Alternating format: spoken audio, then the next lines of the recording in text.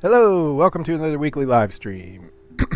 Tonight we'll be working on a new, better clothing selector, so that you can customize your character a little bit better um, when you're creating your character for the first time. Anyway, let's go ahead and get started. So those are the patrons. Scrolling there.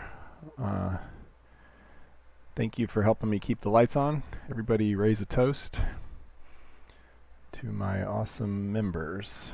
And what I have in the background here is that's what we were working on last week, kind of where I got to the point where now I can start using it to test things. The next thing I'm going to implement, I think, is the region detection, which I've done before in the Groovy side, but I need to port it to Java.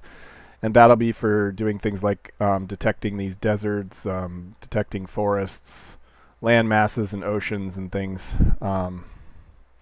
This is seed 0, so it's one of the few cases where, where we can't actually see whether these water bodies connect based on just this huge area, which is like a, was it 5 times 16, so 80 kilometers on edge. So this is a huge continent. It's mostly like a vast ice shelf with this huge. Now this is a random seed that I discovered because in the game the far terrain looked like this was all snow, but when you went up to it, it was just cold dirt, kind of like a iceless. It's basically a cold desert, right? So anyway, so that's what I was playing with. I did a lot of work on sort of improving the user experience when joining a world. I moved some of the progress indicators around. Real quickly, I'll show you an example of creating a new world. So you can see this is sort of like the maximum time I want to take. I'm hoping to reduce, I'll reduce this time in some ways and increase it in others, so hopefully it'll stay about the same. So let's say we wanted to create a new world. So I also changed the layout here. I widened this. I gave it this little space. I moved these on top of each other because there were some, if you had really long names, it would wrap in really strange ways, and so now it works out better. So we create a new world. We call this one show stream. Let's use today's date. It's a good way to be repeatable. So we preview. The other thing I want to do is tweak this to show that world we were just looking at in the test tool. It had a big area of cold desert. I want to be able to show that in this picture, that dirt area, so you kind of know what you're getting into. If it's all brown around the spawn, you're spawning into sort of a barren wasteland, and you might prepare your character accordingly or create a character accordingly. The other thing, I think this is really cool. I want to check out what that is. The other thing I would like to do is put a little description about where you're going to spawn in. Anyway, so if we generate this world, you'll see that right now it takes a little longer, because it's showing you sort of it's doing a little bit more pre-generation. So it should take about a minute, 20 seconds, depending on the world. But this will allow me, when we get into the character creator, eventually I can tell the player more about the world they're about to join, potentially as part of the metagame or just as, helping them flesh their character out. So, I don't know if we were looking at the clock, it should finish here. Each of the subsequent sections should go a little bit faster. But this will kind of give you an idea. And I can also be showing the player stuff about the world down here, kind of as the little fadey subtitle text, and I can say, oh, there's a town to the northeast, and stuff like that, has this trait, or talk to so-and-so in so-and-so town to get the best armor, or whatever, that kind of thing. And then whatever, random lore pops up here might be what appears in the character creator as things you already know about the world. Boo, boo, doo, boo, boo. So anyway, this is the initial generation of a brand new world. I just want to stress that.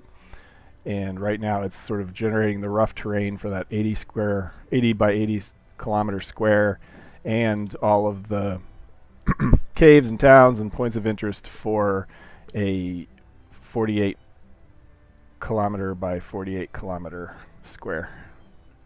50 by 50 roughly. And now it's letting me into the character creator. It's like actually loading the Groovy files. So that takes about a minute 20, something like that. But here's what we're going to be doing today. So once you select here, like right now, you can select a bunch of basic stuff. Basic shirt, basic pants. But the thing is, you can't control what color they are. So what I want to do is I want to change this probably to a drop down where you can pick some basic clothing, and then below the drop down allow you some material selection. So when you pick the basic pants, maybe you can select the color of fabric, or if you can pick different fabrics between the suede and the twill and so on. Excuse me. So you can customize your character a little bit more before we get in the game. The longer I leave the player in here for that first world, although we've actually finished world generation, I think, or we're close to anyway. So if we give her a basic tunic and chain necklace, so the longer we stay in here during that first world creation, the more time it has to do it. So let's go ahead and save and continue. Oh, I gotta give her a name. Sure. Farah. Let's call her Farah. Save and continue. Yep, we're ready. Play.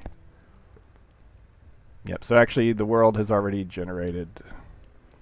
And this is a lot tighter than it used to be because there was a bunch of, actually, it turned out there was a bunch of bugs with how the world was loaded in around the player. How quickly, what priority it picked, and also the, I guess we are still missing some terrain. So it's generating a little bit while we join. And then how quickly it cleared the portal blindness. It was like a minimum of 20 seconds when you spawned in because of another bug. So, and the other thing is when it was doing the New World pre-generation, it was continuing to do that in the background. Meanwhile, it was trying to load in the regular world. But you see, we're already seeing the stuff around us. I don't know if you can tell, but I can move much easier because there's a whole bunch of worker threads that aren't actually doing anything. That aren't continuing like before. It was two worker pools were trying to generate the world, so there was a couple bugs I fixed. But so you get kind of enough to start looking around. Eventually there'll be like an NPC in this tower you might be able to talk to. That may be how you get your starting equipment, that kind of thing. But you can kind of it's actually taking a lot longer than normal. Okay, so this is another world that generates us right inside of a mountain. Alright, so let's wait till it finishes. Actually, I'm not sure why it's taking so long. There it goes. It's coming. The stream always kills like half my CPU. For whatever reason. Yeah, so we're in a relatively warm climate, I think. Yeah, because we're at the top of the world, and we've still got trees and stone and stuff up here without snow. So if we bring up the map, we can kind of see. Yeah, so it hasn't brought in the far terrain yet. But look at all the towns on this map. Wow. That's impressive. So yeah, now it's coming in. So this is, again, first time we come into this world. Oh, that's a really neat. Eventually these towers will rotate to face a better direction, so they don't put their entrance. This is a neat world. I'm gonna have to explore this later. Look at that. And so then there was the weird desert thing down here, but that's really far. I think that's this edge down here, maybe. But so that was the first time world generation. I'm gonna pop up in the air here and just to give it a look around. Oh yeah, we're in like a very green zone. Lots of cool plateaus. Be lots of good mining opportunities in there someday. So we've done that, and let me show you really quickly how fast it loads when you come back. Hey Max, how's it going? Thanks. So let's run again, and we'll go in, and I'll show you how long it takes. And then we'll get started on real work. Play. This is where you can join the Discord, by the way, if you download the game. Go to mythruna.com to download the game. So if we continue the last world, that'll be this world. This is the normal load time. It's just basically loading all the scripts.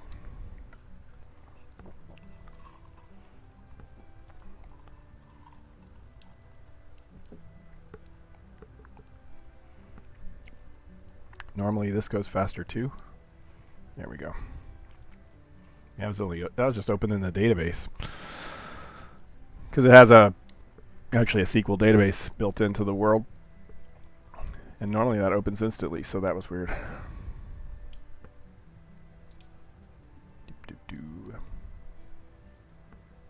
Since I have 3 viewers today, but actually, so when I get into it, yeah, so this shouldn't have to update again, but there's still like some bug with the progress.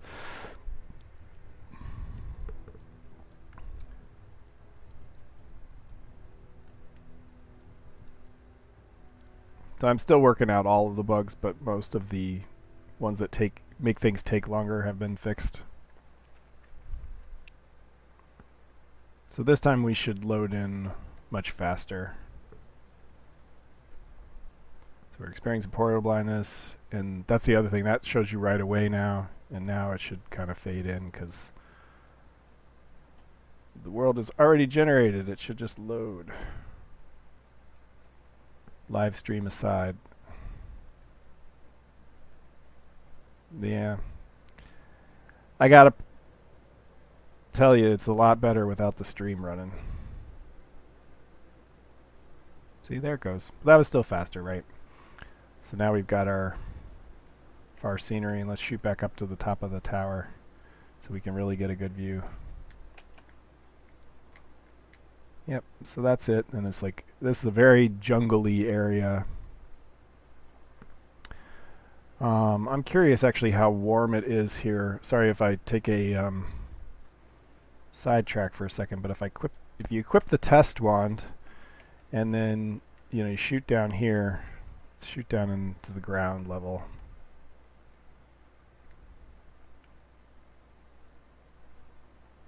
Little sinking bugs there. So we're sort of gliding down here.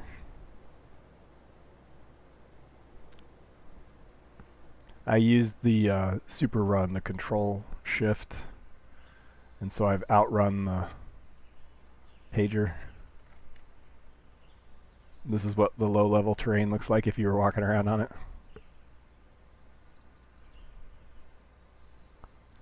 Now you can see over here the queued and the active are just going crazy trying to render all the stuff around me because I walked so fast, or I flew so fast. So now it'll get us, there we go. So I want to go down to the bottom of this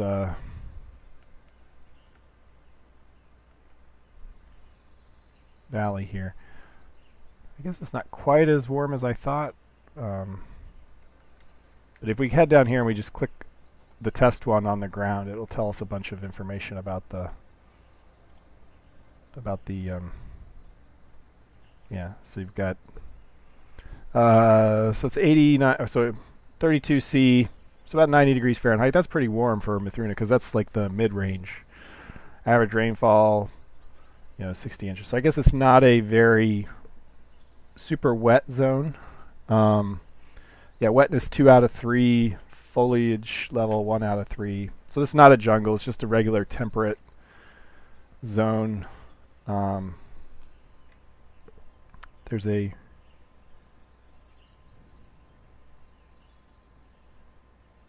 nice, that's nice to know. Well, hopefully there's a market for Mythruna when it's ready. I'm about to start publicizing it a little bit more. That's why I'm trying to get the website in order and fix these load times a little bit. Sort of improve the user experience. But, oh neat, we've got a little chasm here starting to form between two, we're kind of on like low plateaus here. That's kind of cool. So anyway, you can figure out, using the test wand, you can figure out what the temperature, and so this is a sort of just regular kind of temperate zone. And that's it. So the next thing we'll do is we'll start messing with clothing. I want to reuse some of the code from, as was the other thing when we were in, I was going to show how I can randomize NPC clothing. We're basically going to use the same sort of algorithms, and I do actually want to have a random button too to randomize the clothing. But anyway, I started typing up sort of some notes. So better clothing selection, probably selectable base clothing with customization options, server-side JSON-based config file, client-side creation of clothing is different from server-side. Yeah, so when you're creating a player, a new character as a player, it's not actually creating that on the server. It's all in the client, which is kind of a strange situation. So whatever I do, I can't use the normal clothing creation and layering. I have to sort of intercept that and build it so that it also works on the client. But then when you finally create the character, I need to be able to pass all that data back to the server so it can actually create your clothing blueprints and things. So I imagined it would be something like this, where there'd be like a clothing template object which had a name, basic boots, basic pants, cuffed boots, that kind of thing, high boots, thigh-high boots. And then this would be like the back-end name of that blueprint, so we know what to base the clothing on. Probably, actually, this will be the cell array ID. But and then some options. So each of these options would be a separate drop-down. So you might be able to select like the main fabric and a secondary fabric, or in the case of the pants, you might be able to select the pants material and the belt material, that kind of thing. And then so this would be like internally what fabric we're replacing of, so like with the basic pants, there's like the blue linen, I think is what it is, blue twill maybe. And so that's would be in here, so we know what to replace it with, whatever values we support, leather, suede, all the different colors, and so on and so forth. And so then we could build a config file on the server, a JSON file that we can load into the client and present these options to the player, which means as I add new basic clothing blueprints, I could expand this to allow them to select things. It also means that I could have clothing blueprints on the back end that show up when you join the game, but aren't necessarily selectable when you're building your character, that kind of thing. You have climate too, yes. Yeah, so that's how there are no quote-unquote biomes. Whether grass is growing at a particular place or whether it's sandy desert is all based on the intersection of the sort of climate model and the ecology model. So any given spot on the world, I can tell you what the average rainfall is, the average temperature, and how the quality of the soil there, like how prone it is to growth. And then I combine those things into what looks like a biome. And based on the temperature and stuff, it picks different tree types and so on. So as I add new trees, desert climates can get palm trees and things when I have palm trees. It's just more fractals. So, and they're really not even very high res, which is one of the reasons why when I was running this world, let me show you what I mean. Sometimes the fractals, the climate fractals don't take much performance, and there's no moving weather yet. That will come. That's one of the reasons I haven't added wind yet, because I actually do want to model weather to some extent, at least loosely, based on terrain, wind patterns and things. So, oops, let me turn off the So in this one, you see how there's like these really hard edges between the barren cold desert and the ice flows, and there's another really hard edge. These are sort of the edges of one of the fractals that at this particular area of the world doesn't vary very much. It just happens to be a smooth edge of the fractal. So the climate fractals are really large compared to the world, because again, I want to stress that from this edge to this edge is about 80 kilometers. So that's a really long distance. Like realistically, you have to walk a long way to explore anything more than this little circle here, right? The nearest town is probably, oh, this is a village. These towns are really far away, like a full day's travel, maybe 3 kilometers. So anyway, yeah, the climate doesn't affect the performance much. What really does affect the performance is all those plateaus we saw. The fractal that determines plateaus is the most expensive of all of the fractals that I have layered into the world generation, but I think it's worth it because they make really cool things. Like the plateaus and the way they intersect in that cool kind of chipped earth way. I just really like those. So they make cool canyons, and they don't slow it down too much, but they're definitely the slowest of the fractals. Like I have like many fractals layered together, and all of the fractals together for a given spot on the world take about as much time as just that cellular one that does the plateaus. So it's about half the time, but worth it. All right, so let's turn this into code. Yeah, poof, it's code. So let me cut and paste this, and we will write some code.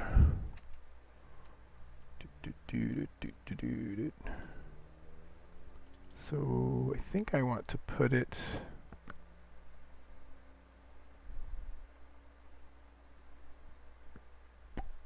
It's got to come back here.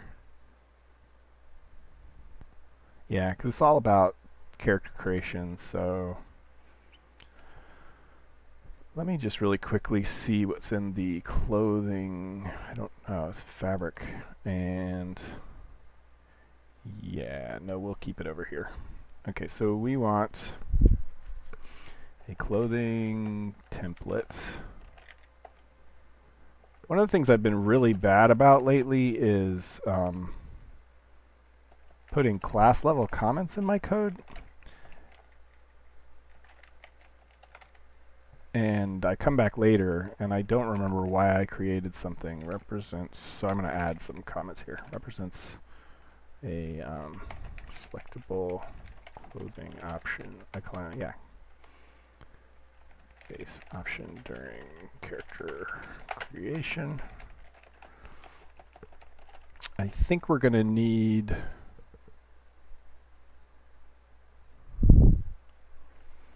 anyway, we'll do private name. Oops.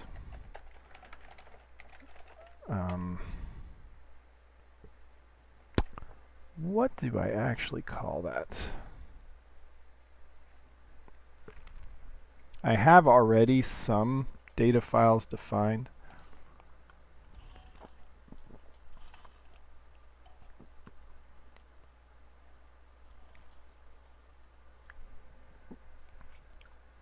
Yeah, so we've got .clothing files that we're loading.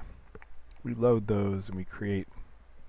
Let me just see what we're using on the client side in our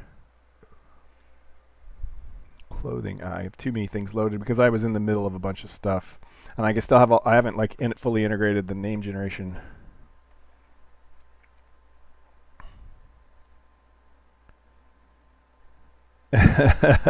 Well, fortunately, I'm the only one doing things, so that makes that part easier. But yeah, at work it's a little different. I have a lot more tracking, but I have my master tracker that tracks all of the open issues and so on and so forth, and then what goes into what release, and so these are like what I've got selected right now, and I'll probably add and remove some things from here because I still want to come back and finish up the sandstone I'm trying to get a release out this weekend, but if I'm really close and I'm not ready, I may push it till next weekend. If I'm not really close, I may just cut features so that I can get it out this weekend because I really want to get the loading improvements out. But I have tons of project documents. Anyway, so yeah, so this is the information. What I use is a design name, item name, shape name. Shape name is what we want. I think this needs to be shape name. And then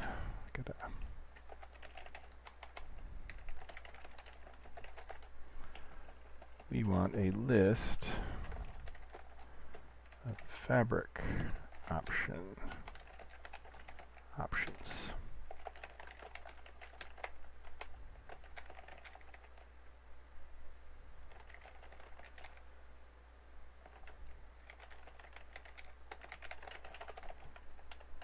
And for serialization, because we're going to use JSON, and it will want a no-arg constructor.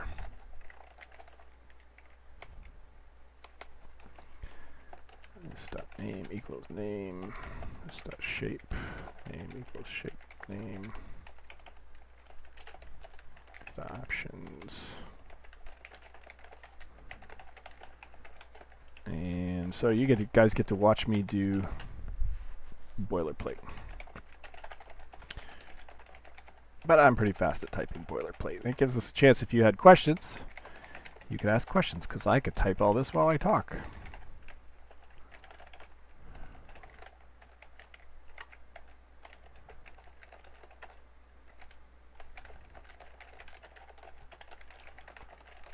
You get sort of used to the boilerplate after a while.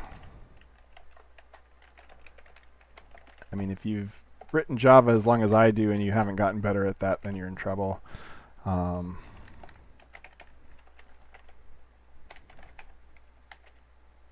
I guess nowadays the IDE takes care of a lot of things for people that I just had to learn on my own. I just started to learn to do. Because IDEs used to not do all that for us, or they were so ungodly slow it didn't really matter. Target fabric list string fabrics. Yeah. Fabric means something specific in the game.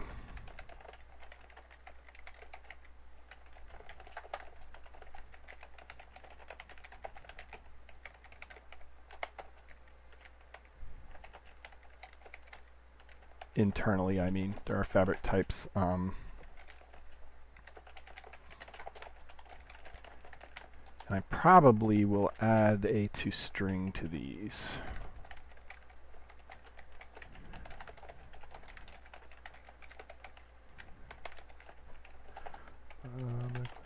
Yes, I know I haven't added the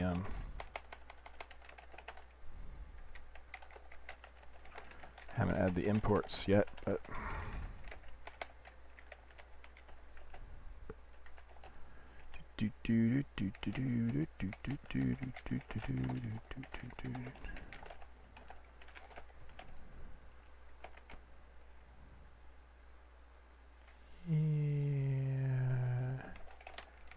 call it choices, because there's this, this is an option. Okay, and then import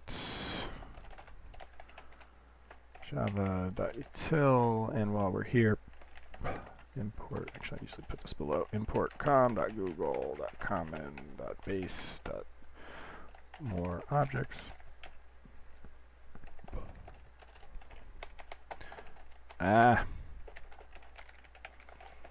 You ever get so used to typing with your keyboard in a specific place, and then it gets moved over like 5 millimeters, and then now you're always typing a little bit to the side of the keys and hit the wrong key? I think I'm in that situation here. Not class dot get simple name. Add name. Oops. Add target fabric. That's surprisingly hard to type. Fabrics to string, and I'm gonna save myself a whole bunch of pain later and just name these all the same. So let's move this over here too while we're here. And actually I want to leave this out. And I want to do the same over here. Name, shape name. I'll leave the list out. Okay, let me just see if that compiles before we go further.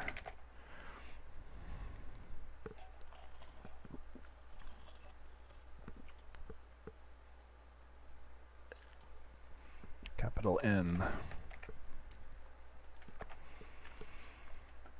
Could have just called it shape, but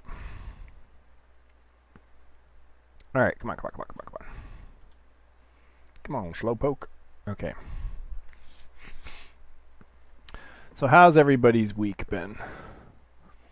I had a monumental amount of things to do at work that was sidelined because we have to take yearly mandatory training, several hours of yearly mandatory training. Normally we could spread it out over these last few months, but somebody decided they wanted it done by Labor Day, so instead of by December like normal. So had to have that done. So I sidelined everything to do in training the last couple days, which was also fun. Fun in a try to stay awake kind of way. Okay, so then I want to steal one of these. Clothing type index. This is a good example of parsing something, but not necessarily. Oh. Well, I mean, I suppose that's good to stay busy. I hope. Hope that's a good thing. So we want to have a clothing template index.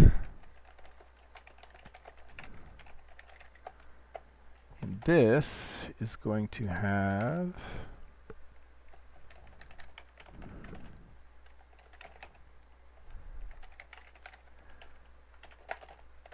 a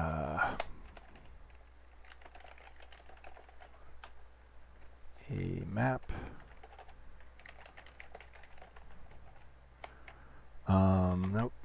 Nope. Map. String, comma, fabric. No, clothing templates. Templates equals new tree map.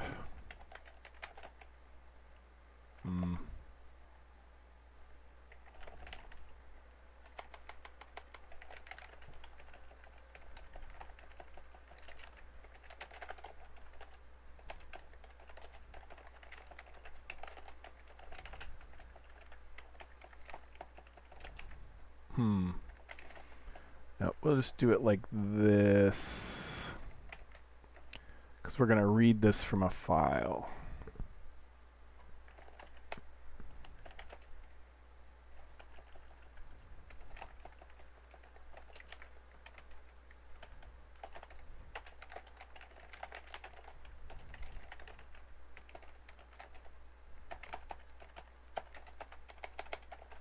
Okay, that's good enough. And then what I want to steal a little bit of is, I think I have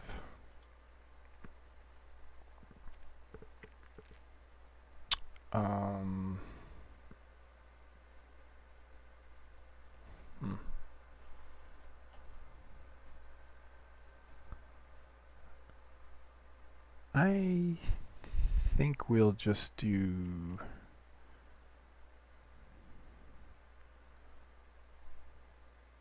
clothing template index create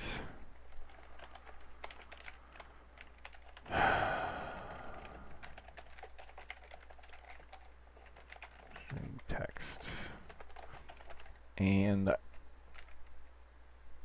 I'm trying to think where my closest example of reading in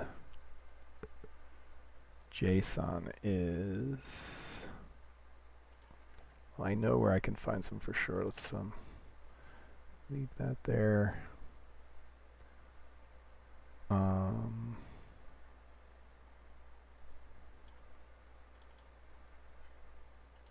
Somewhere in here.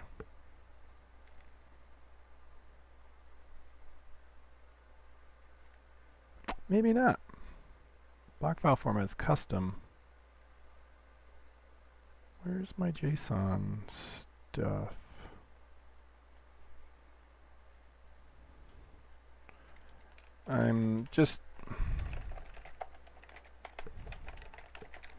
I prefer it on a live stream for sure to just copy and paste if I can. JSON. I think I can do everything I want with JSON. Ooh, nope. XArgs grep.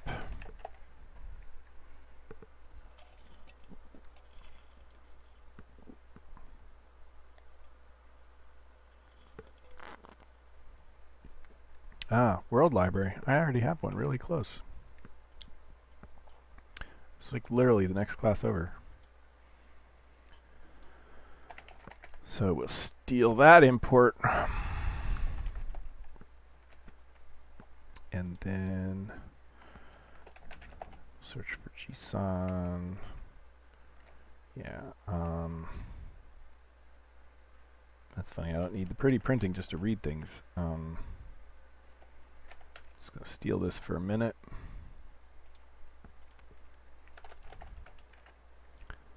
So we've already got the string. We don't need to worry about that. Steal this, and I don't care if pretty printing is on. That's fine. Catch IO exception.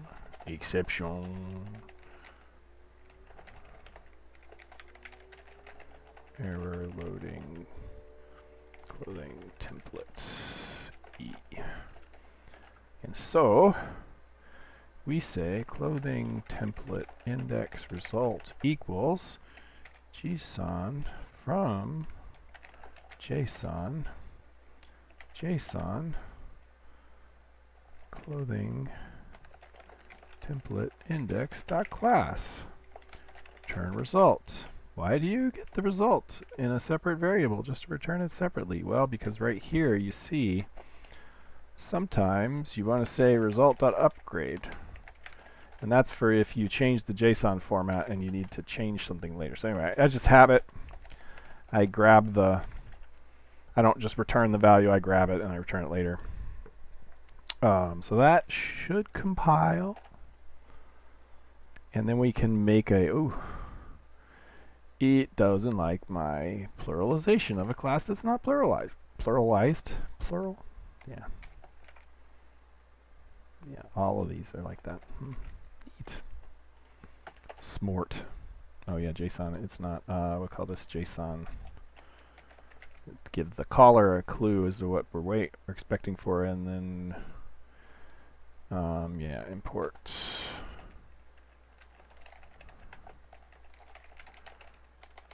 Frankly, I don't know if that throws an IO exception. It'll tell us. Nope, never thrown. Okay, so we don't need it. Don't want it. Don't need it. Go and get rid of it.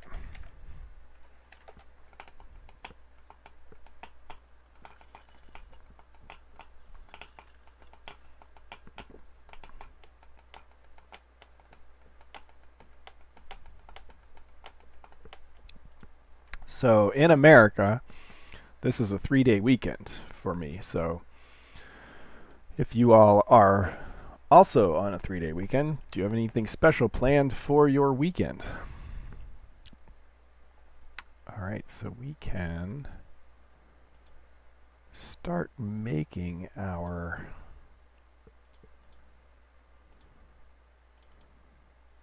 DixDB. Let's go ahead and make another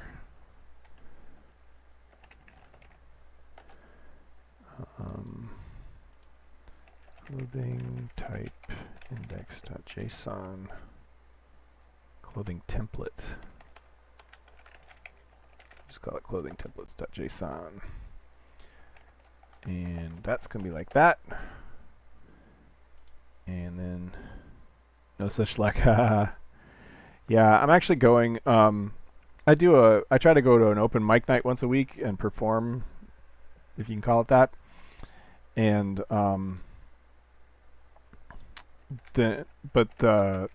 lot of the bands that perform at that, where we perform is like a local sort of tavern, restaurant slash bar slash whatever. They have indoor and outdoor sections, and for Labor Day they do a big thing on Sunday where they have a bunch of bands play indoors and a bunch of bands play outdoors. And I'm going to go to that and see my friends play.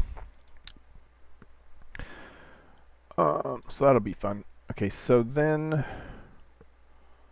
let's I think we do like this. I'm just going to start with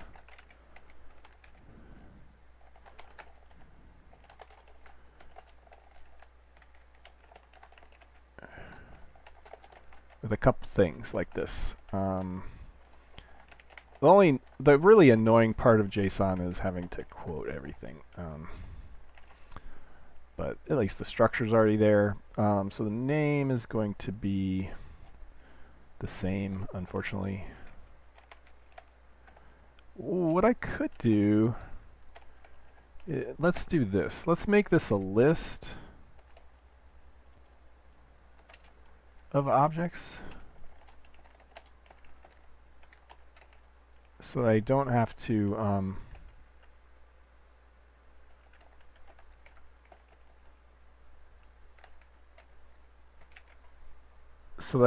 name them. So we'll make this a list. Ooh. Sometimes my control sticks and it takes me to the end of the file when I hit end instead of and then we'll have an index here, but we'll make this transient so that the serializer will ignore it. And then so see, we can already use this upgrade method to index our things. For clothing templates index put template dot get name comma template. So now it'll index. We don't have to put redundant data in our clothing template file. So so then we want to look at what does a clothing template have. It's a shape name, oops, basic pants. Oh yeah, so I could have done that better. Basic boots, basic pants, basic tunic. Actually, why call them? Oh, because there's another boots that's not basic. Shape name is unknown.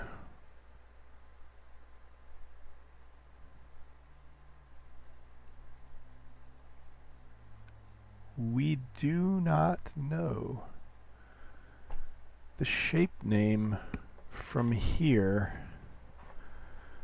What we would know is there's a there is a clothing info and it will have a blueprint ID, I think so. Everything's always one level of indirection, right? Nothing ever as easy as you want it to be. Somewhere here on the client side, we load up all of the blueprints that are available to the world. Because basically how that works is you get clothing designs. They're called designs, but they're blueprints, right? And so we load attached to the world, you know, whatever the blueprints associated with world is a clothing info, object name, shape info.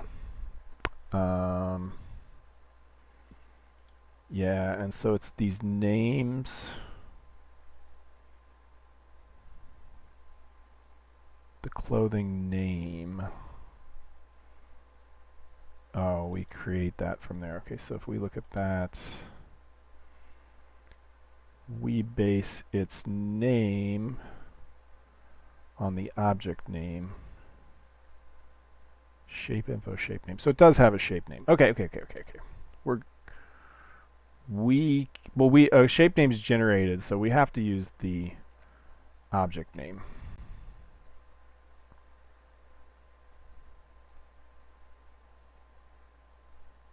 Yeah, and that's the only name we get. An object can have several different names. In this case, it's the object name we want. So let's change the name of that. And this will also be basic boots, but they need not be the same. And then there'll be options.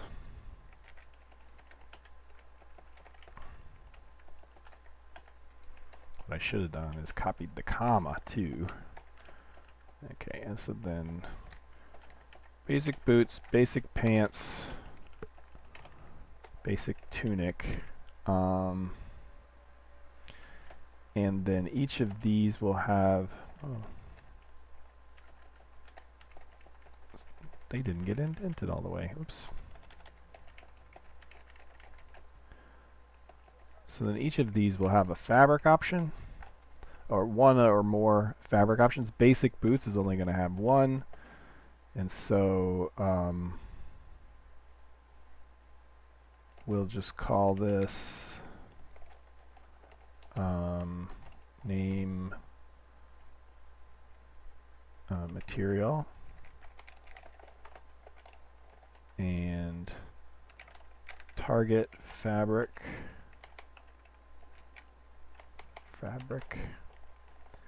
I think it's just leather.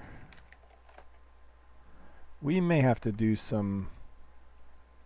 Oh, I need to actually give this a. So this is the fabrics. Thought it looked weird there without a name or something. And then what do we call it? No, this is options. Clothing template has options.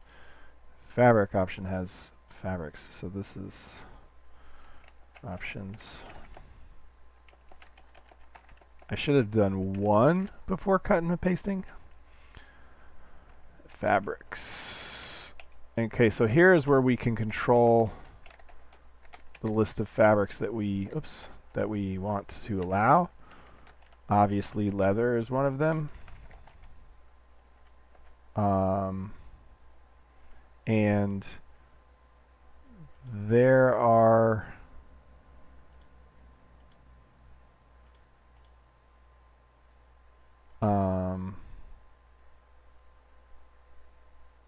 there is more than one kind of leather, and why do I not allow? I actually think that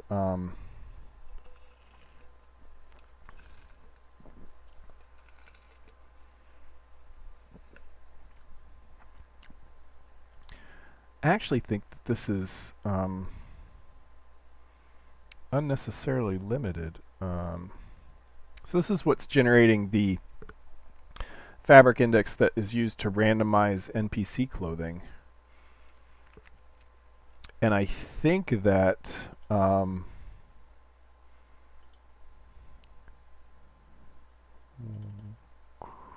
fabric type index, which is all hard-coded at the moment, isn't it?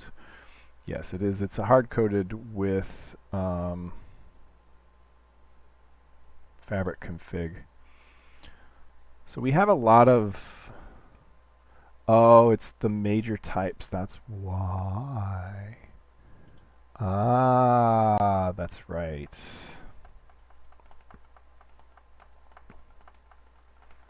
We have a bunch of different types of leather, a bunch of different types of suede. I see. So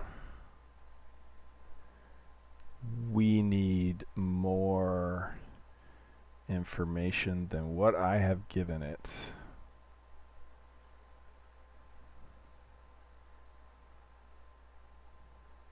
Yeah, because certain things like I think metal is okay, actually. So I think we can always do it based on the, yeah, okay. So if we just use the fabric base type for this, then we're fine. Already then we support boots of any type of leather, and let's let them pick suede as well. I don't think anything else makes sense for boots.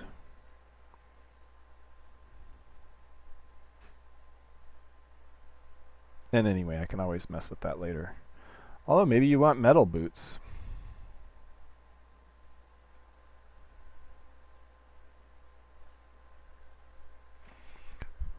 The thing is, sometimes a particular piece of clothing has multiple types of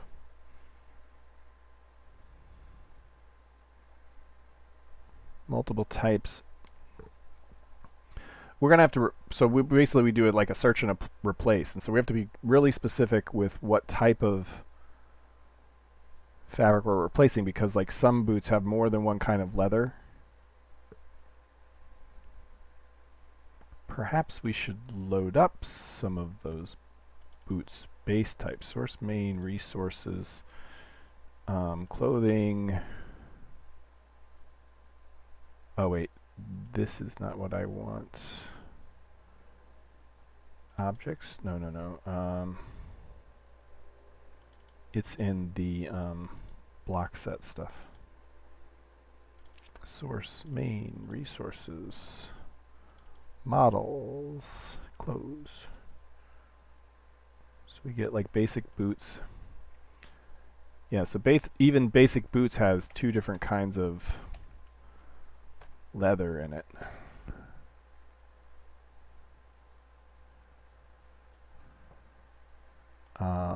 Which means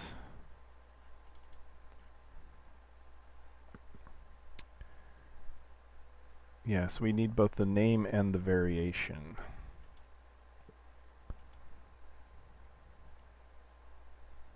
For both what we're selecting and what we're replacing it with. But we could do something smarter with, okay, so let's call it fabric name.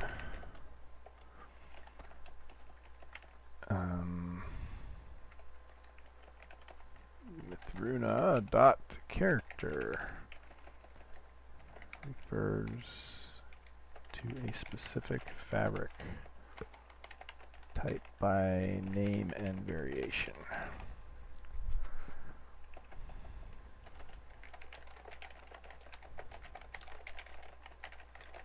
Let me use the same terminology. Yep, okay.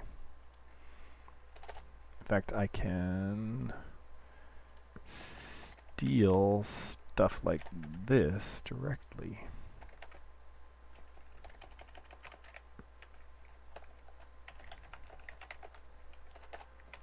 Okay.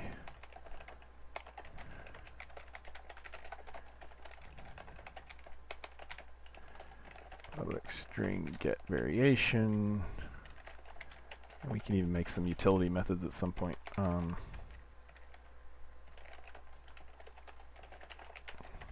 not going to bother with Guava up here. I'll just get class, get simple name,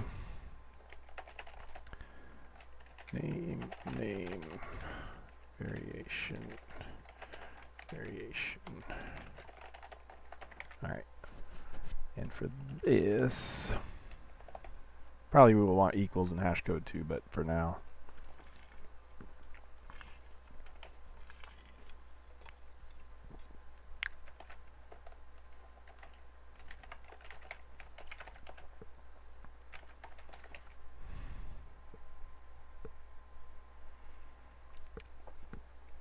I wonder.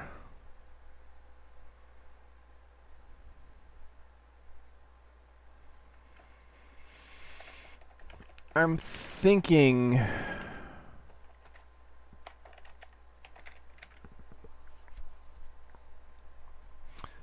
that maybe, well, I can always come back and give these like a more like a display name. So instead of leather red, it's like red leather, you know, like gives specific names even though the internal IDs are used for the name and variation. Yeah, and so now we could, for boots, we could replace so the target fabric now is actually a leather, name leather variation natural.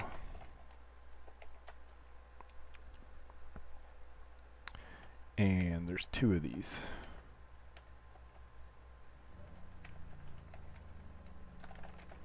It's probably going to be easier for me to generate this file now that I think about it. At least the initial one.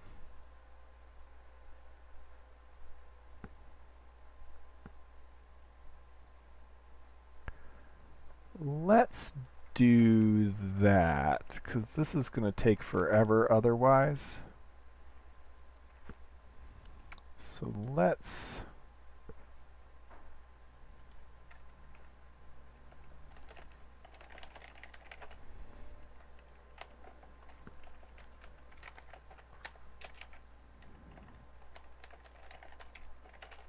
and we will pass it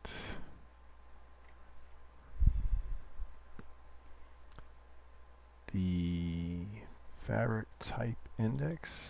Yeah.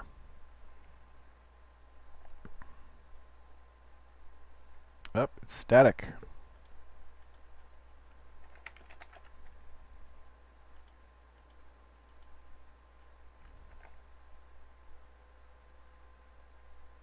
Oh, but we also want, shoot. Okay, so this is going to be really kind of a temporary hack thing. Let me make sure I didn't break nothing. Okay, so clothing template index.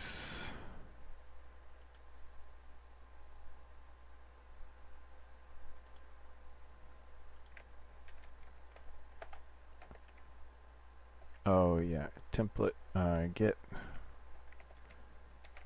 index.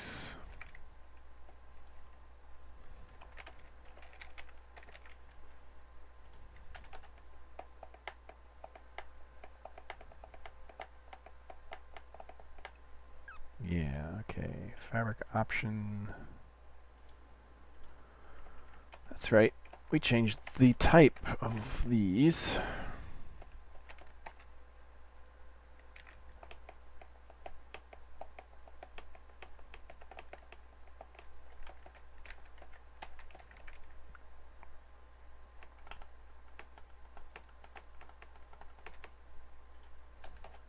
All right. I promise we'll get to the user interface in a minute.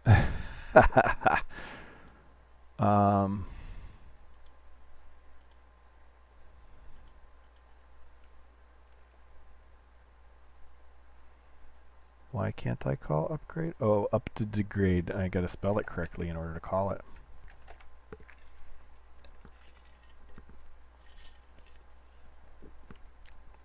Anyway, hopefully you guys are learning some things about how the fabric and clothing data is structured internally, which could be helpful if you want to import your own at some point. Okay, so what I end up wanting to do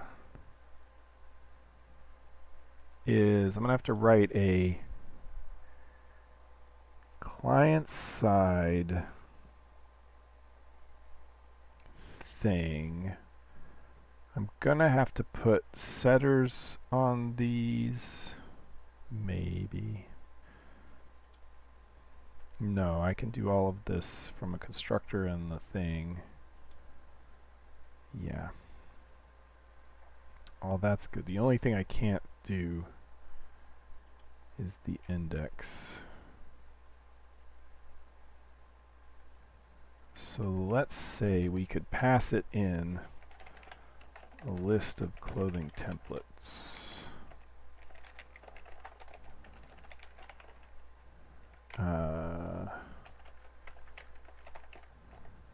Let's make this protected. That's usually safer. Result equals new clothing index result.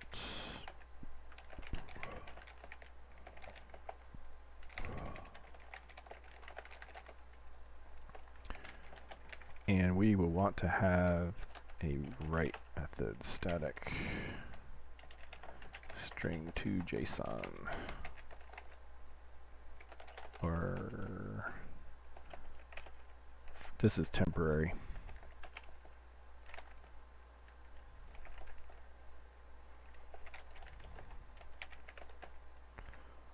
We could probably look at the world library.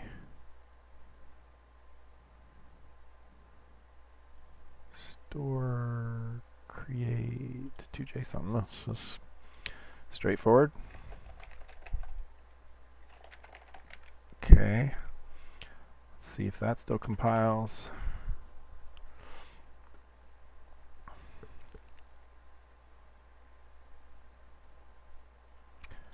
Alright. So what I'm going to do is write some temporary code into the client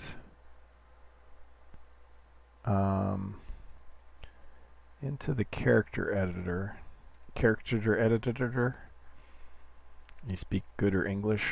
So load available clothing. This doesn't have any early returns. That's good. In fact, it dumps all the available right here. If true, regenerate index protected void generate index. Okay, so now clothing C available clothing.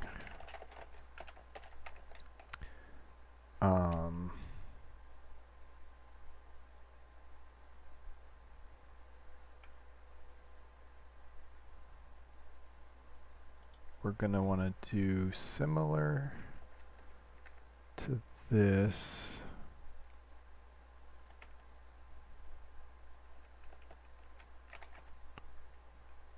We're going to go, yeah, so, nope, we're going through the available clothing.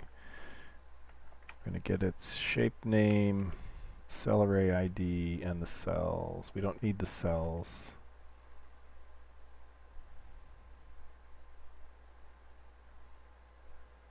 We don't want the shape name either.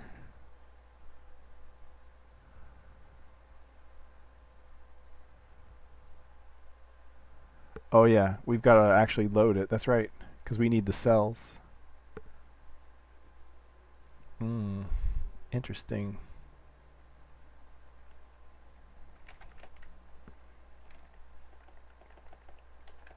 Okay, I'm just going to do this. And so then from here,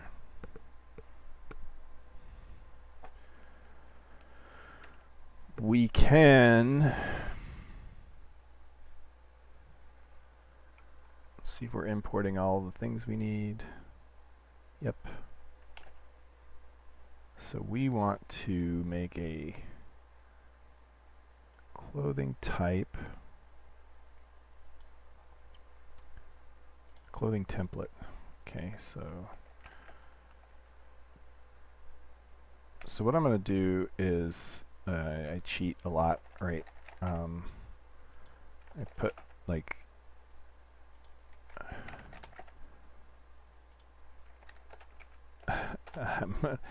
you'll see what I'm going to do in a second, because I don't like switching back and forth all the time.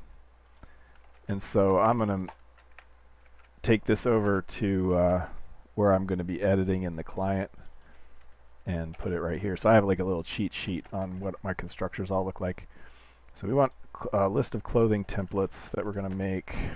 List clothing template. Templates, new array list. Let's make sure there's not already another variable called templates. Nope. Okay, so then clothing template equals new clothing template. And we want the name, it's not the shape name.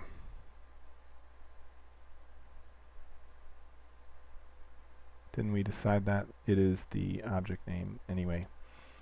So clothing, we wanted to get the name and the item name.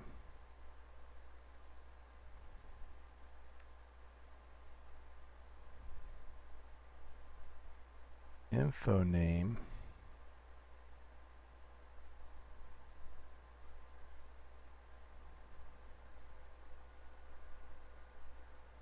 Name.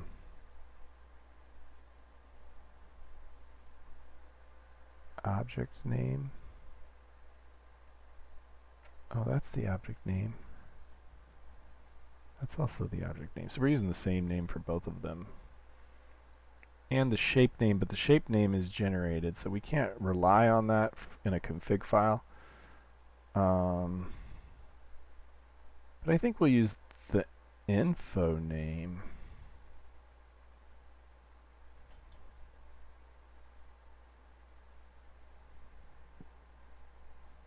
Yeah, because that's what we're going to look it up by.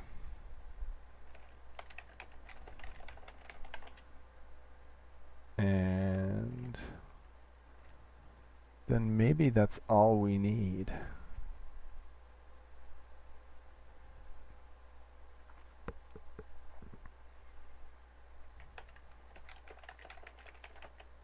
Well, we're not even sure how we're going to use it yet, so let's not predispose.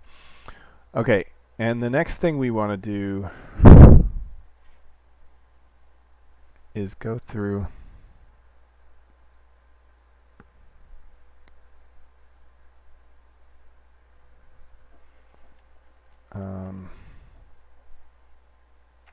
shoot. Okay, so this is okay. Well, okay.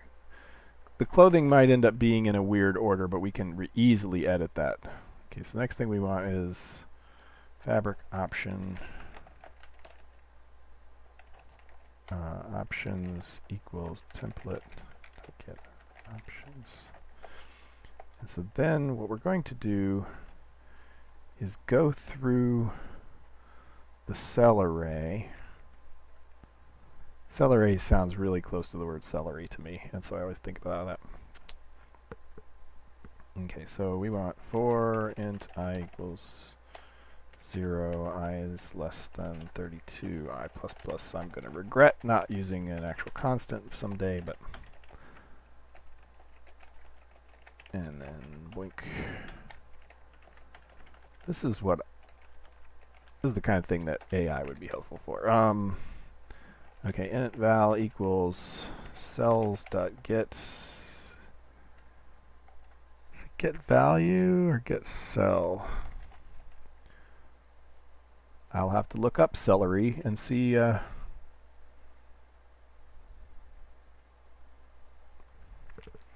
That is part of the open source, Mythruna open source libraries. The cell array is sort of the basic building block of all of the things. And it is just get cell. Okay. And so, get cell ijk, and then we want fabric type index to give me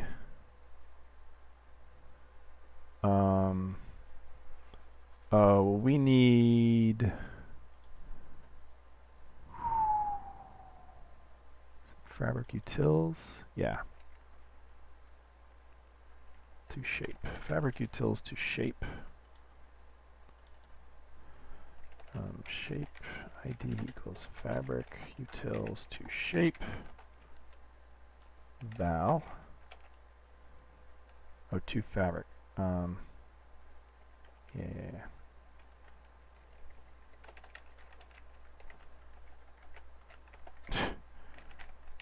My brain is working on a weird level. Okay, so then fabric type equals fabric type index dot get fabric ID. So the fabric ID is the raw int, and then fabric type index allows us to get that particular type. Yeah, this one. And then from the fabric type, we can get the name and the variation. And the initial, and we'll add like all of the other variations as the options. So that'll be the next thing. So first we want to make a fabric option equals new fabric option type.get name type.get variation, right? And we'll go ahead and add it here, options add option, and then we have, oh, so actually this is a fabric name type.get name.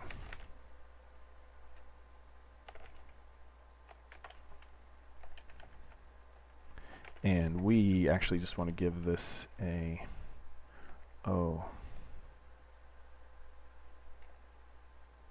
no. So what we want to do is we want to first collect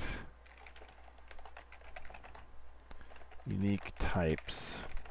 We only want to do this once for each type. And let's make it a tree set so it at least sorts them in integer order.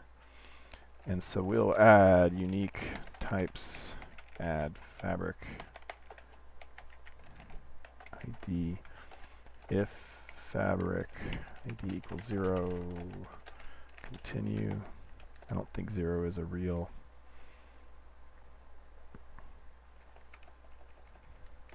Okay, so then we'll only do one of these. Okay.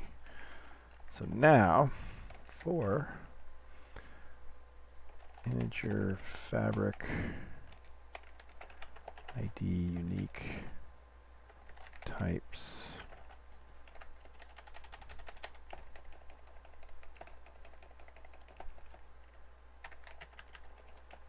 okay, so now we can create,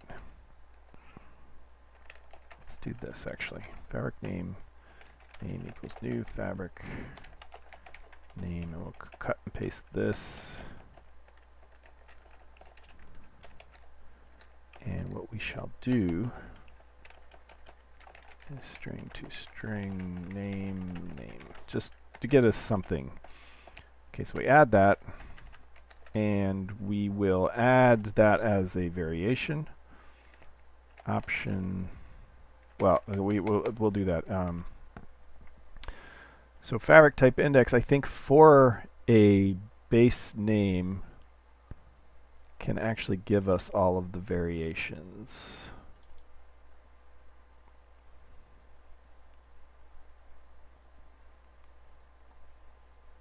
Get variations, look at that. Okay. So, for fabric type variant in fabric type index dot get variations name type dot get name. Okay. Then we will say fabric name choice equals new fabric name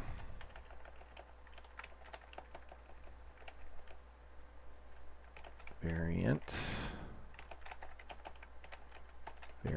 and then option dot get choices dot add choice. Okay, so that should construct for every current blueprint. It should give us a basic template, and then what we can do is string JSON equals. I have the thing right over here.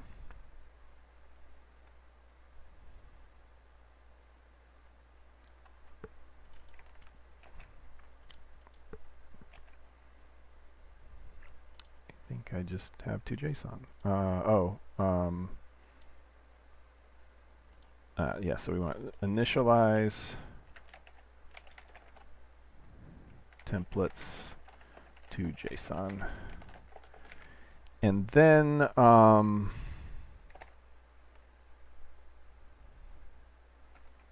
gonna just cheat Google Common File. Is it file or IO? I think it's IO files.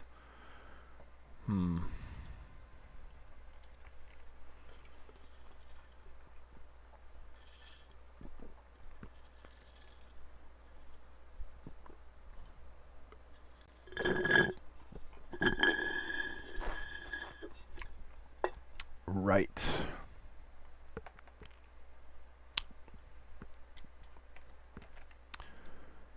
Right. JSON, new file, clothing, JSON, care sets. I think actually Java has this now.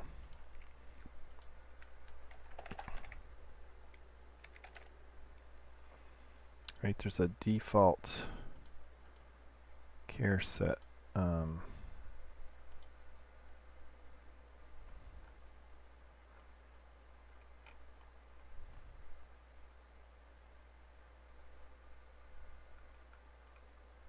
Standard care sets.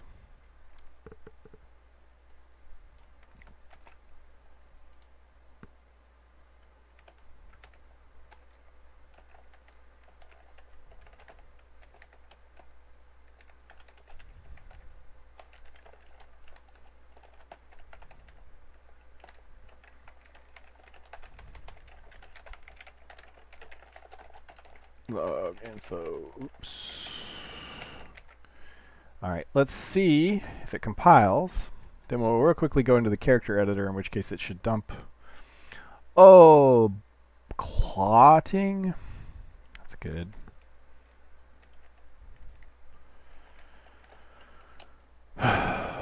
So this is one of the cases where the IDE would have been red underlying all the things.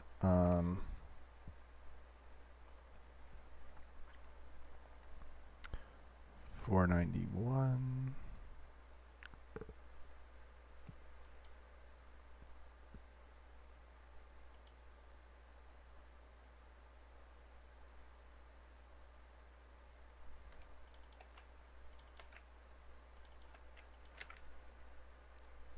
What else?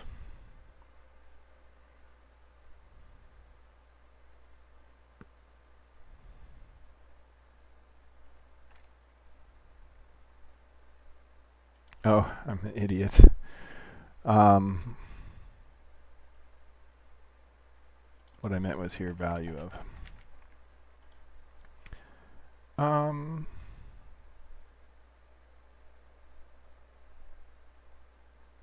Get choices, variable fabric option. Oh, get fabrics. That's right, I changed the name. I did. Okay, is that the last new file? Because I didn't want to do imports for all these because it's temporary code. Doink, doink, doink, doink, doink. Ba-da-ba-ba-da-ba. Gradle run. So the question is, would I have been able to hand jam? Also, the thing is, I would have had to look up so much crap to hand jam this stuff for every piece of clothing. you'll see. This is going to make a sizable JSON file.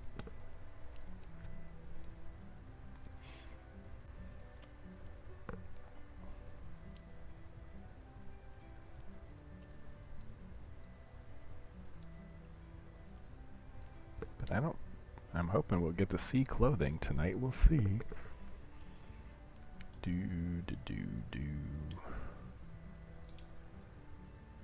That was a lot of long style queries. Yeah, we haven't even gotten into the character creator yet. Okay, so now we get a bunch of things. Oh, more long style queries.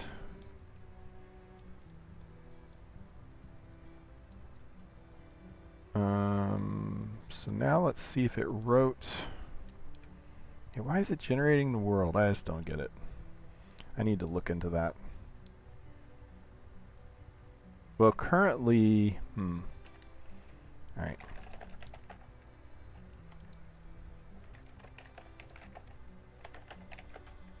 Like, it should still have, oh.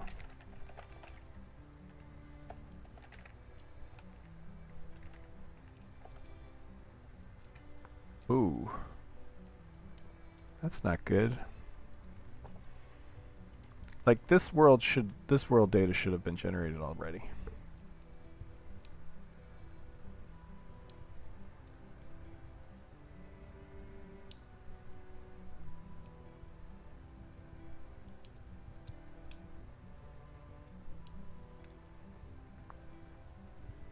The preloader may just be being aggressive.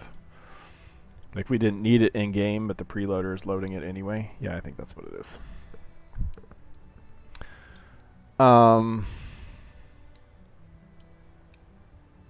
So the issue is it didn't write the stuff. So now we got to do a little debugging.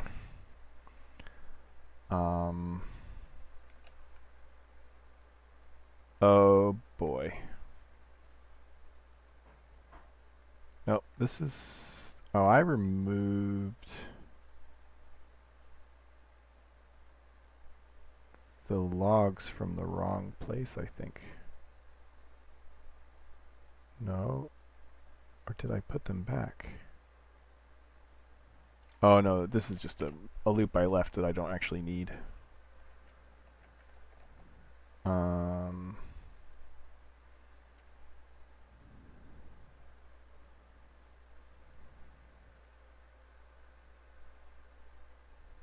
So let's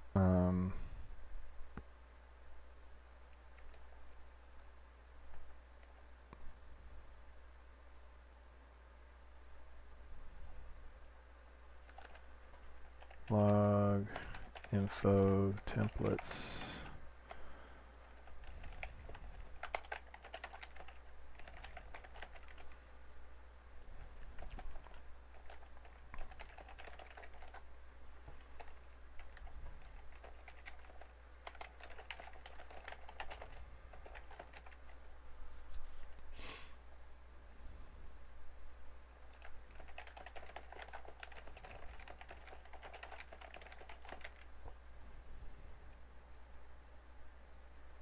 I never add the template.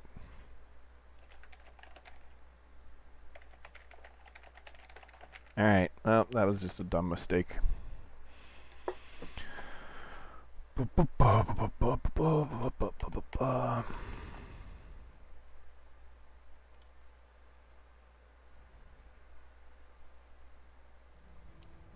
Alright, let's try again.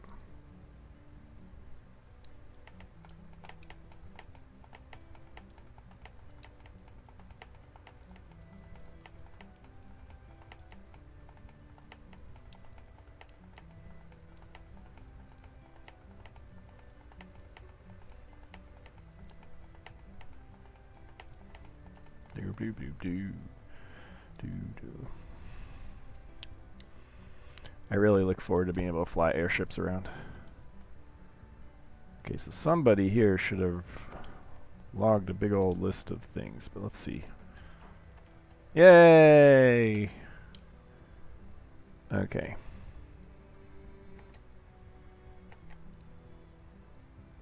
Okay, so we do in fact need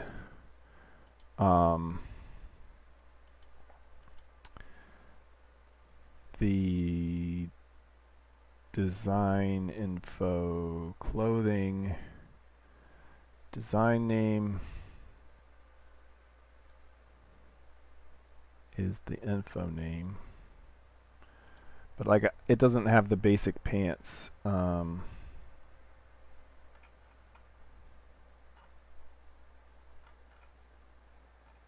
Right. So it doesn't have basic tunic, basic shirt. So it's missing one of the... So that must be the object name. And so clothing...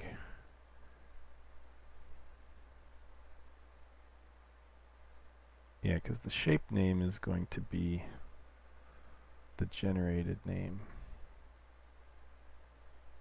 Yeah. So let's use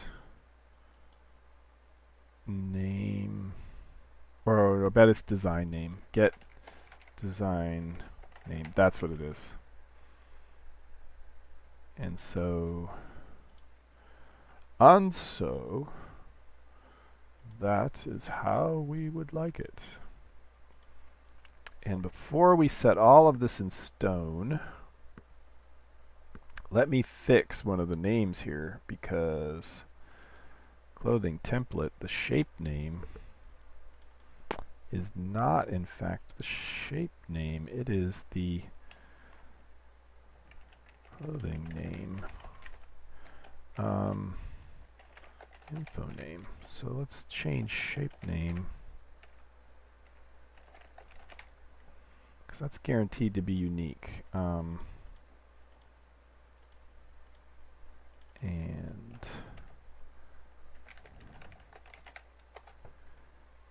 boink. Okay. So I think we're good to go to try again and regenerate this. Do do do do do do do do do do do do do. Oh, what do we call it then?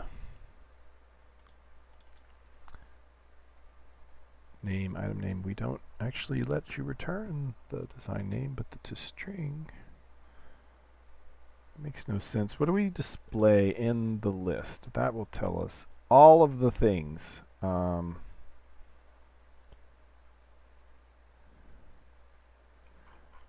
what is the list? Available clothing list. It's like weird. It's backwards to me, but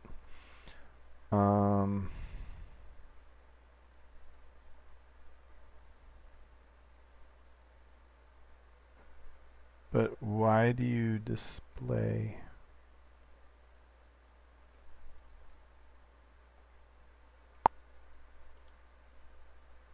with no custom? Oh, just the design name. Okay, so that's why. And so instead of design name, it's just toString, because that's what we return for the design name. Awesome.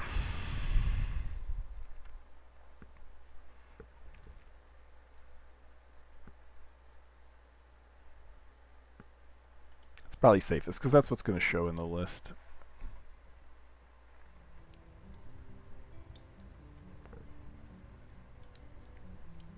But that's the unique thing. So wait, isn't that what we want to pass to both?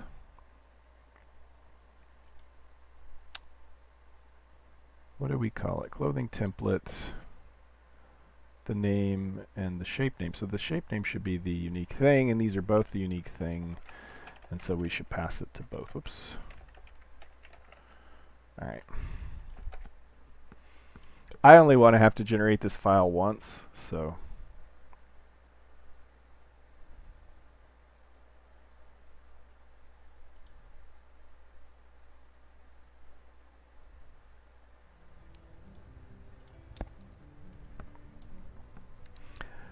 I still argue that 30 minutes was quicker than it would have taken me to type all that. So. and we worked out some data structure problems in the process. Oh no. Oh no, that's right.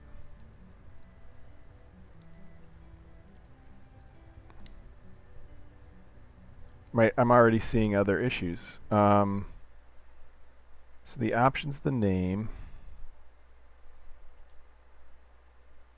Oh no, I did that to myself. Which is probably true. That is quicker, yeah. So this is not what I want here. The fabric option. Oh yeah, because that's just the name. Oh yeah. Okay, crap. Okay, that is correct. I get confused because this is what I want to tell the player that. So that's the main material, and there's going to be like the soul. Okay.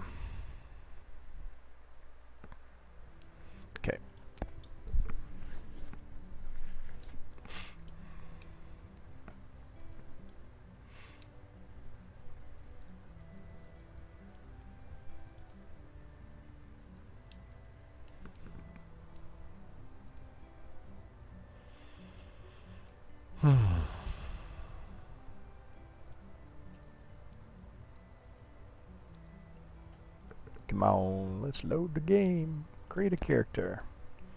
Okay, let's now see what it did. Basic boots, that's what we want. All that is good. Should be only 2. Yeah.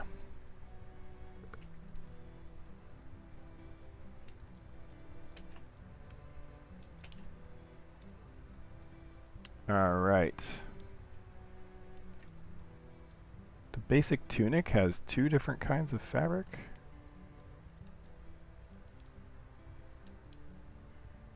That seems wrong. Let me double check that. Select human female. Basic tunic. Wear. Just in case, let me get rid of this. Yeah, the problem is I can't zoom, so I imagine there's like one little bleached square in there.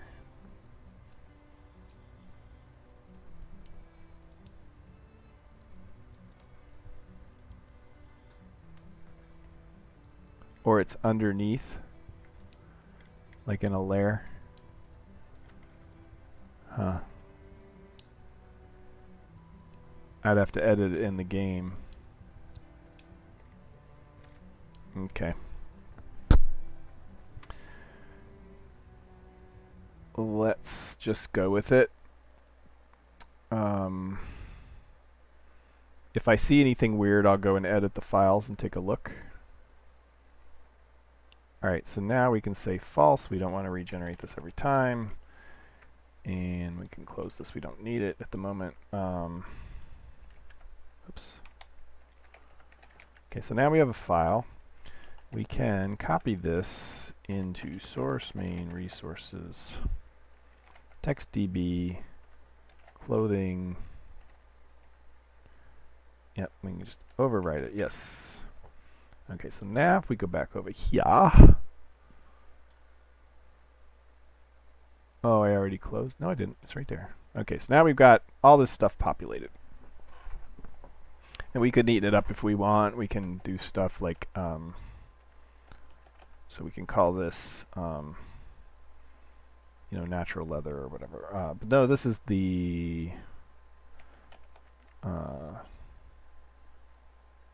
material. And this is the soul. And so on. Basic pants should only have the one option correct. Material. What do I call it? Material, yeah. So we'll just call the main thing the material, and then any other accents will give them their own. And I'm going to do just a couple of these just to show. So basic shirt, material, and there should just be the one. Oh, I see. Because it's linen. That's it. There still is only the one option. It's just giving us two choices. That's what it is. So this is fine.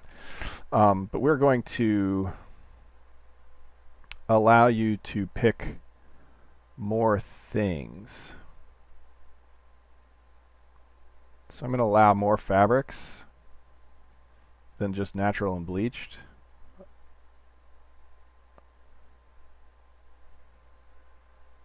Yeah, I get it. I keep getting confused. So material, there's just the one. You can have burlap or burlap. Get of any fabric you want as long as it's burlap. Oh, apparently it has some suede too. Oh, the little the tie. Yeah, the laces. Yeah, nice. So we could put the leathers in there as well. Or at least some of them. Burlap shorts. Material. And the laces. Chain necklace.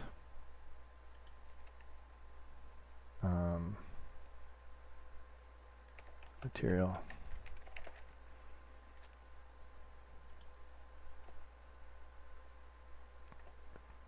Chain pendant.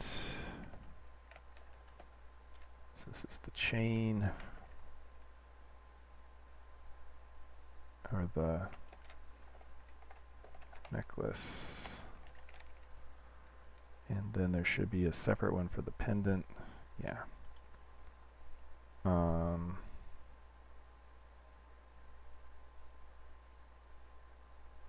Oh gosh, I don't know actually which one's which. We're gonna have to do some experimenting.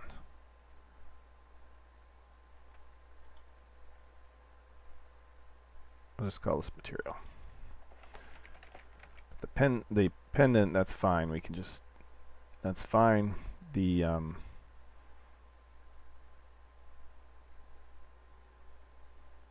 no, the pendant is, yeah.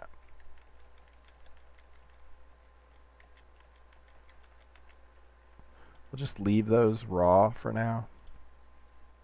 Yeah. Because I don't remember which part's which.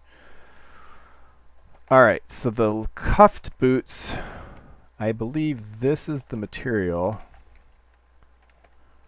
And this is the lining. Cuff. And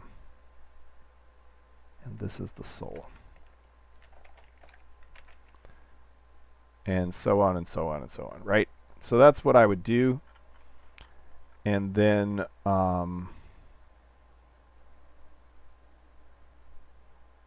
what we would do then at runtime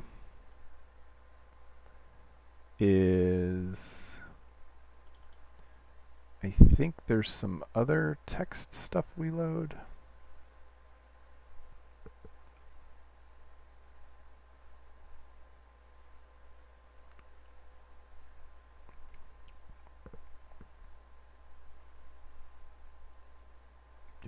In one of these.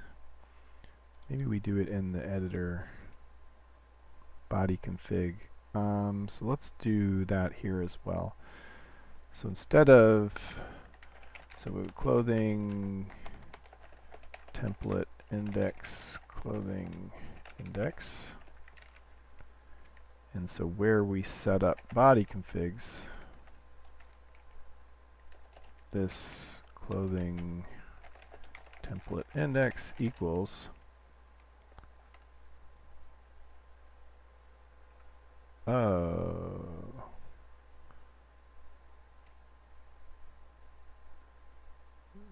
this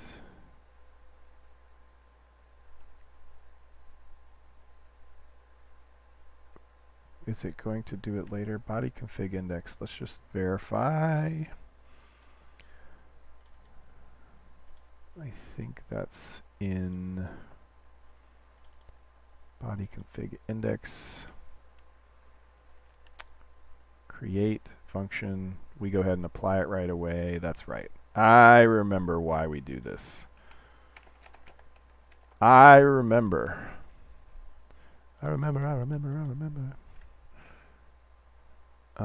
Clothing type in is because we want to control the name of the default.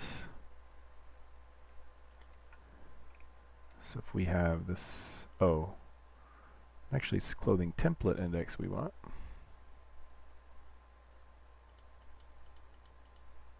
Which is over here.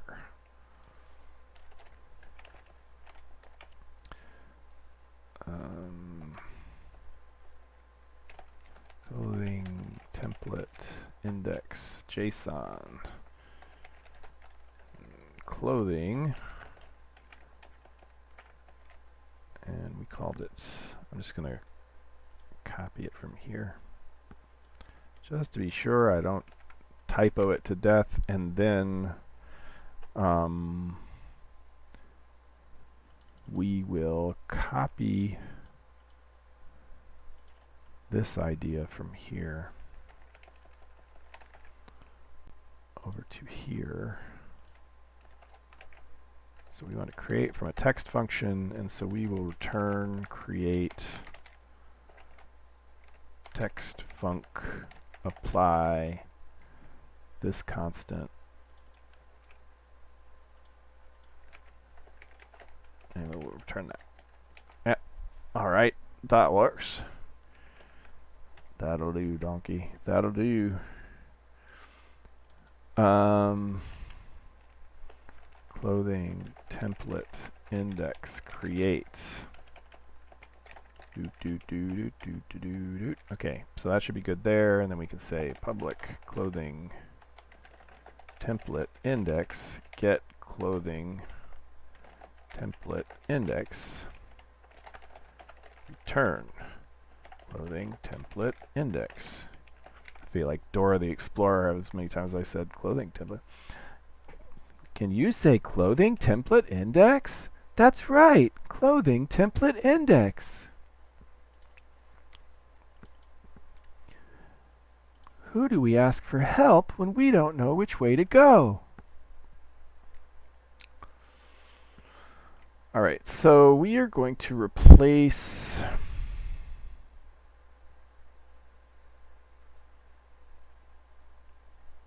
we're going to add oof, as the kids say. So first of all,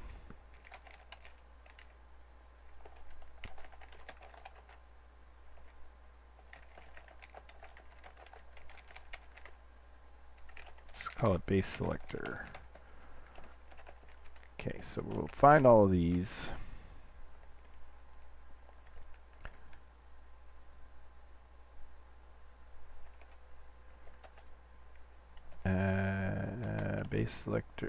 Base selector equals add child new selector clothing available clothing.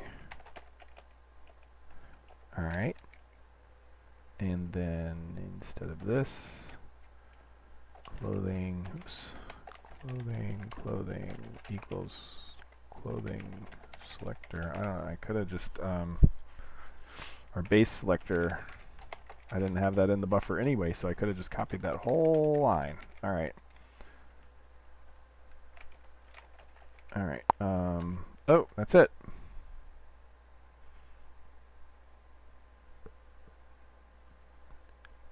Okay. I kind of want to do more before we run it, so let's go ahead and set up the other selector.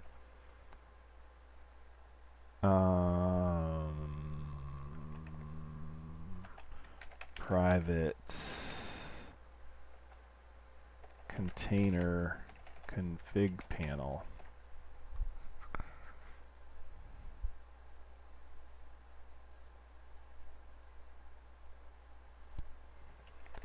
Private clothing selected clothing.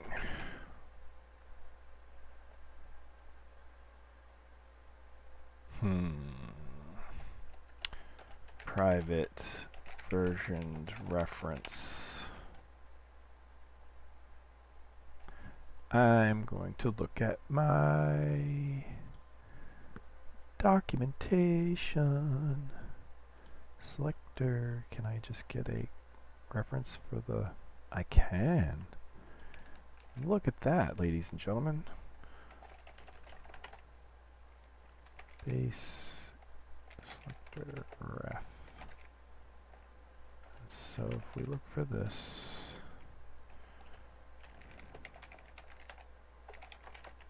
base selector dot. Okay, so then on update,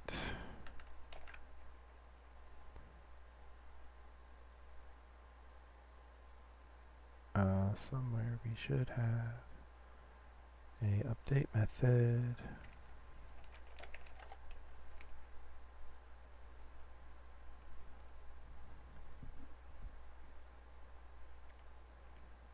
Yep, there it is. Okay. If base update set selected clothing dot get. Is that what I called it? Selected clothing. I did. Okay, so then down here, protected void set selected selected clothing.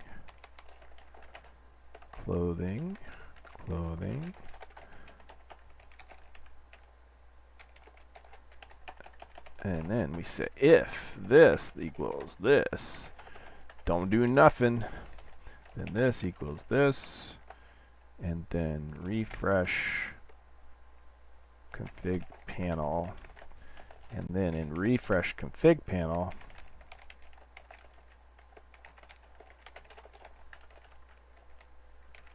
we are going to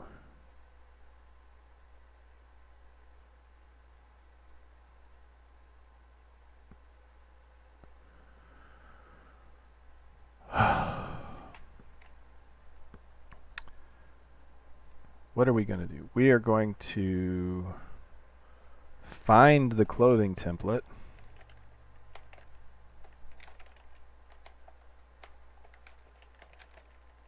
That's really what we want.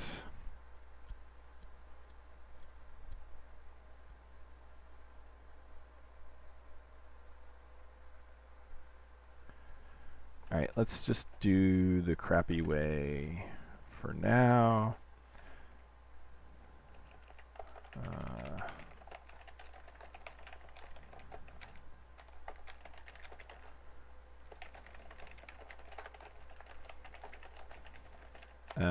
What is it?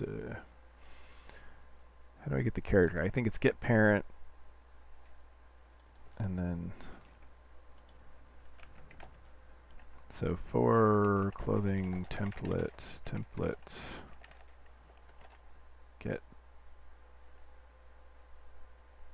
Oh, we actually can just do it directly.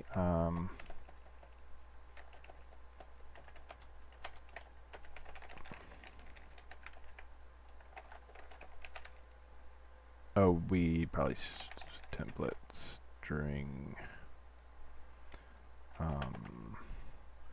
So first of all, config panel, clear children, I believe. Then if selected clothing equals null, turn, and we really quickly should, before I forget to do it, config panel, oh boy.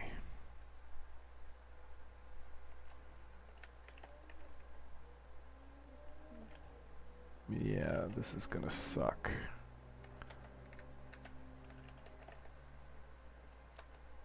Add child. So config panel equals add. This isn't gonna look right. Container, comma 1. Oh wait, maybe it's gonna be okay. Yeah, because we were stacking them on top of each other. That's right.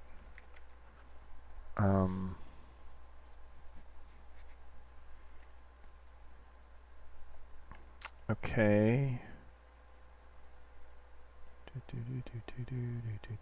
So this isn't set up right yet, but I'm just trying to get all the little options to show up in the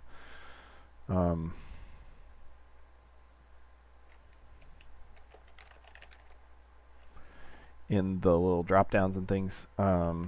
Get template selected clothing string, because it's the design name.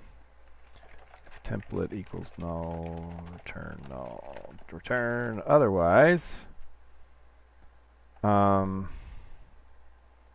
Just for a second, I'm going to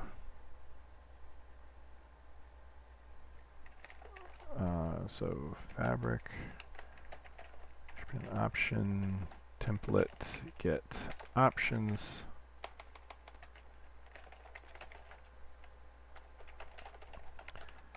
And so I'm going to just really quickly add config panel.add new label option.get name,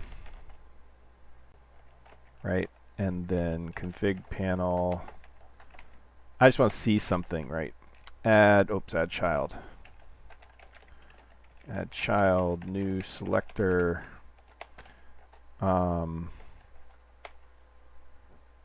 Excuse me. What is it? Fabric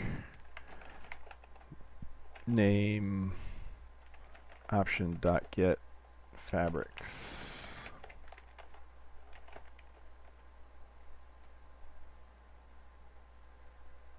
Okay, I think the only thing we're missing is this get template method.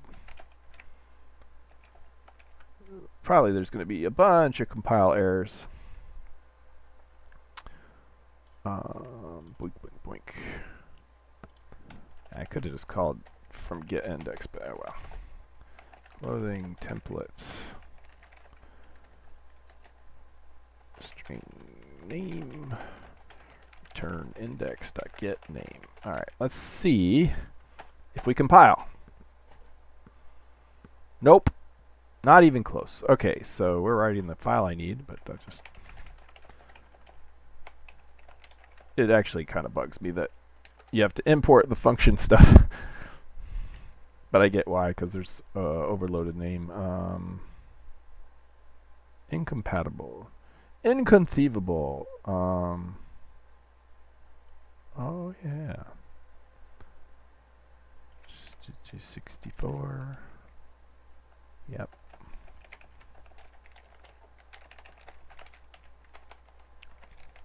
Cut and paste coding for the win. Always leads to problems. Alright, we're getting further along this time. Core compiled at least. Appearance page. Why can't you find Selector?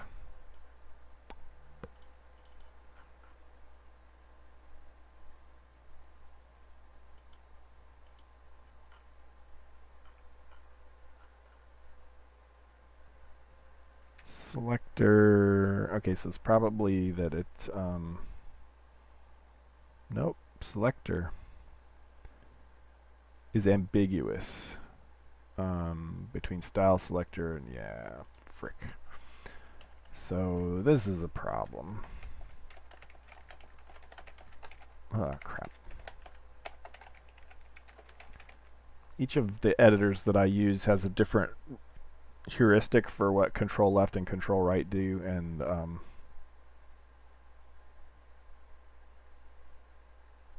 it's still complaining.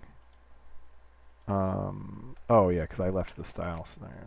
Blah blah blah blah blah. I mean, this is most of the errors, is that missing selector. Okay, clothing template index. Error cannot find symbol. What did I call it then? Clothing index. It's not though. It's a clothing template index. What else did I break?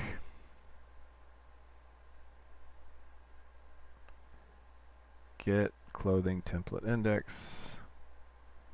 Cannot find on type node. Okay, so it's not parent. I just guessed anyway. Somewhere we have our character editor I bet it's get character editor, sure. Here's me being all literal again. Boink, boink, boink, boink, boink. Oh, it's appearance page. Dot, dot. Okay. How close are we to compiling now? Oh, get fabrics. Yeah, it wants a new versioned list. So that's unfortunate.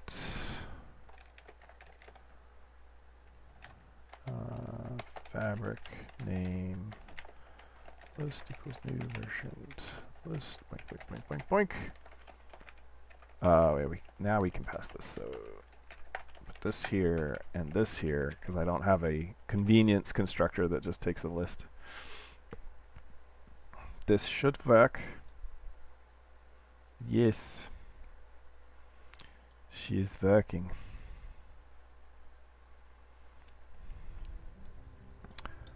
Alright. So the UI should be all uglified now.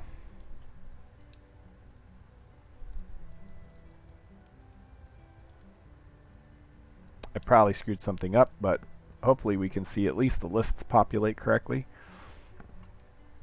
And then I still have more work to do, but at least the foundation's done. Not a very visually enticing live stream, so I apologize for that. Create the character. Select human female. Alright, so check that out. That's not right. Sure. But it knows material, soul, and oh, I wanted these to be colon and then next to it. So we should be able to like set chain necklace and we'll get just that, or we say chain pendant and we get all of the different ones. And really this should set the defaults to, okay, so let's spend a few minutes making that at least look more correct. So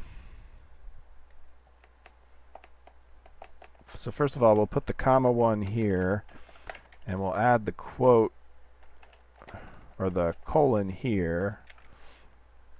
That'll make that look better. And then when we create the config panel, I already know from experience that I'm going to want to set the fill mode. And am I allowed to do that one of these days? I'm going to create more convenience constructors because this is a real pain in the ass. Yes, I want to still be axis Y. And I want the fill mode to be none vertically. And I want it to be last horizontally. Okay, so that's the container will be laid out correctly.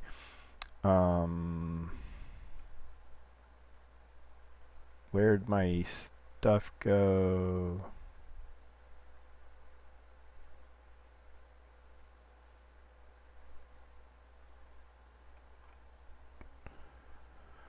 Too many methods in this. Here it is.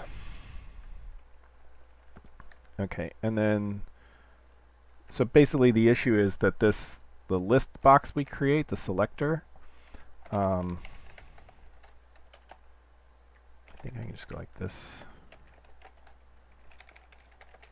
Doesn't have any kind of custom editor or renderer. So I think I can just set the value renderer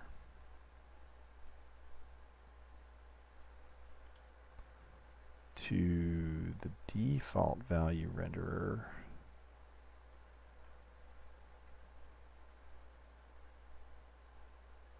Value to string. Okay, so set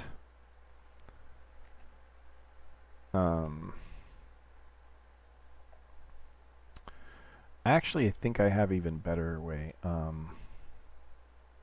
because I think there's actually value renderers and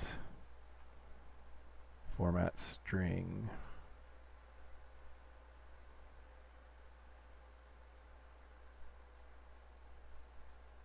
To string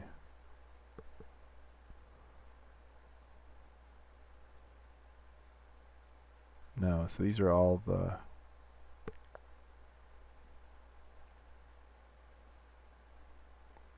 Yeah, so I'm kind of out of luck.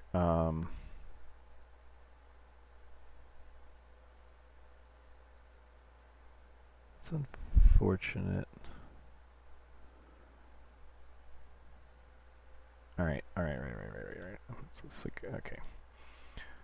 Selector set value renderer. New default value renderer.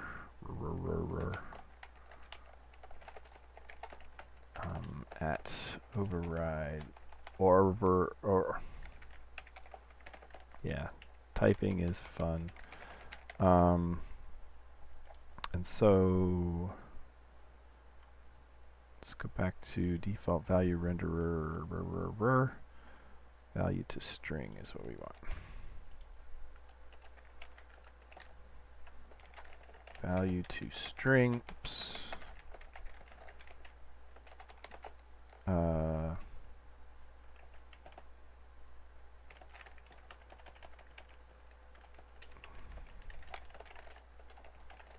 Return value dot. No, this is not right.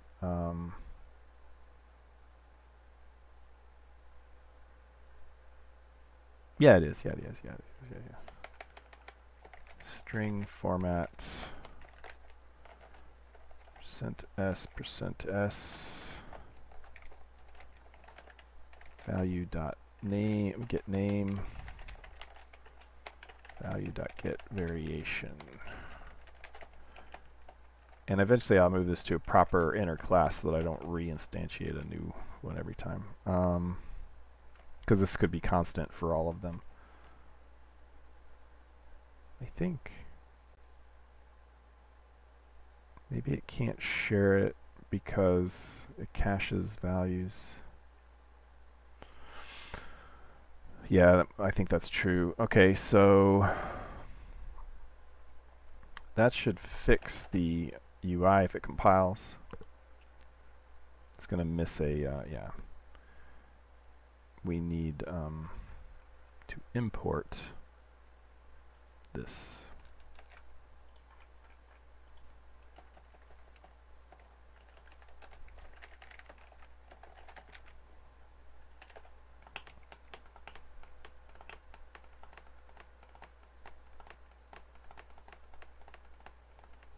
Cannot find symbol. Say what?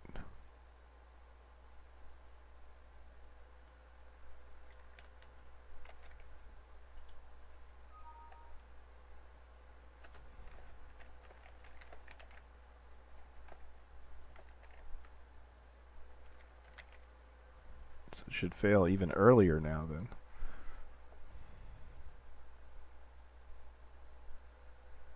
Nope. Oh, because it's spelled incorrectly. That's better.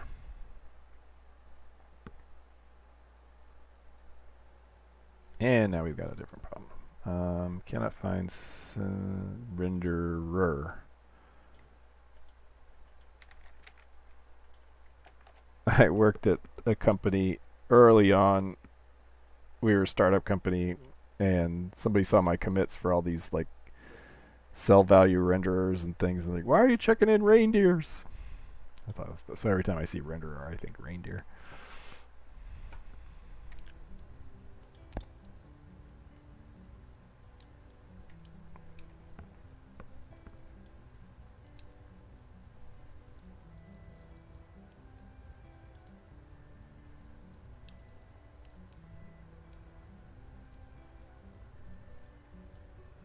Come on, let's go, slider.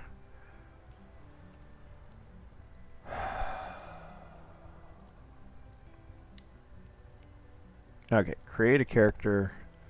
Go to this screen. Yay, check it out. So then the other thing is to select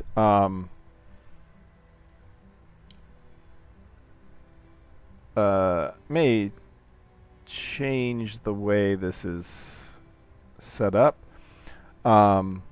But then to select the current target by default. So because like the default is like this. This would be basic boots.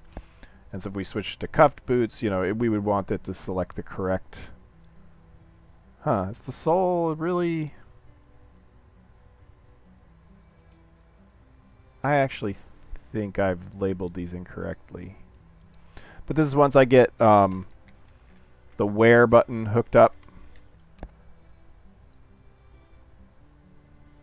Yeah, so see, and so it's like it's using the wrong list here for one thing. But